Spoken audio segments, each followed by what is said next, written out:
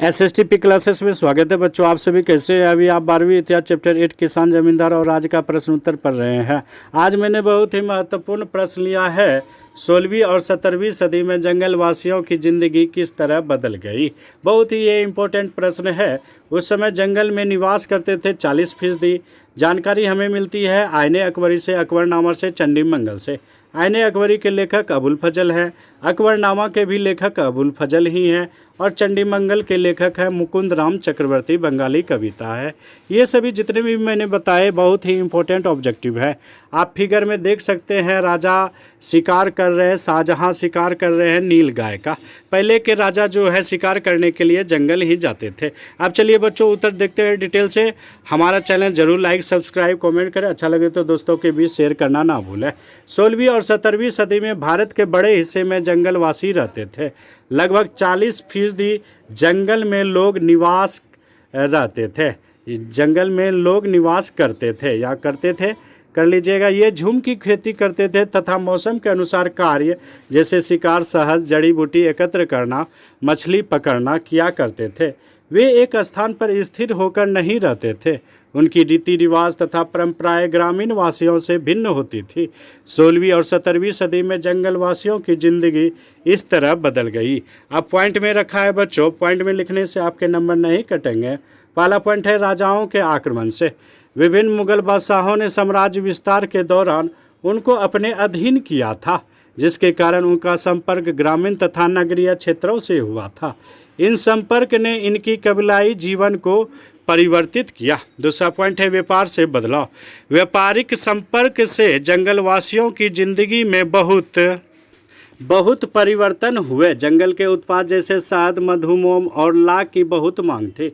लाख जैसी कुछ वस्तुएं तो 17वीं सदी में भारत से समुद्र पार होने वाले निर्यात के मुख्य वस्तुएं थी। हाथी भी पकड़े और बेचे जाते थे। व्यापार के तहत वस्तुओं की अदला बदली भी होती थी। कुछ कबीले भारत और पाकिस्तान के बीच होने वाले ज़मीनी व्यापार में लगे थे, जैसे पंजाब का लोहानी कबीला। वे पंजाब के गांवों और शहरों के बीच होने वाले व्यापार में भी शिरकत करते थे। व्यापार से इनकी ज़िंदगी में बहुत बड़ा बदलाव आया। इनकी आर्थिक स्थिति सुधरने लगी।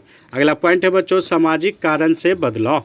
सामाजिक कारणों से भी जंगलवासियों के जीवन में बदलाव आए। कबीलों के भी सरदार होते थे, बहुत कुछ ग्रामीण समुदाय के बड़े आदमियों की तरह। कई कबीलों के सरदार जमींदार बन गए, कुछ तो राजा भी हो गए। अगला पॉइंट है बच्चों सेना बनना। सरदार बनने के बाद उन्हें सेना की ज़रूरत हुई। उन्होंने अपने ही खानदान के लोगों को सेना में भर्ती किया या फिर अपने ही भाई बंधुओं से सैन्य सेवा की मांग की।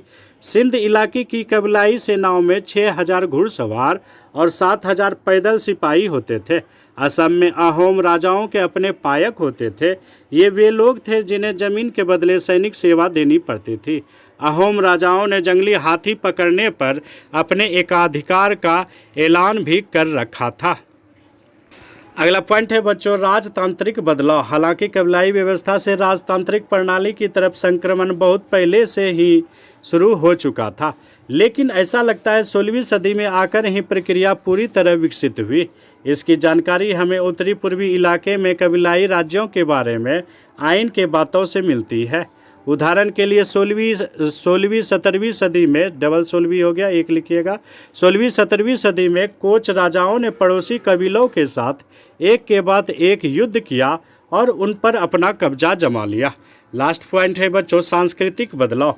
जंगल के इलाकों में नए सांस्कृतिक प्रभाव के विस्तार की भी शुरुआत हुई। कुछ इतिहासकारों ने तो दरअसल यह भी सुझाया कि नए बसे इलाकों के खेतिहर समुदायों ने धीरे धीरे इस्लाम को अपनाया। उसमें सूफी संतों, पीर ने बड़ी भूमिका अदा की। इस प्रकार जो है जंगलवासी इस्लाम के तरफ झुक गए। इस प्रकार ये कैसा लगा वीडियो कमेंट में हमें ज़रूर बतावे बच्चों। बहुत बहुत धन्यवाद।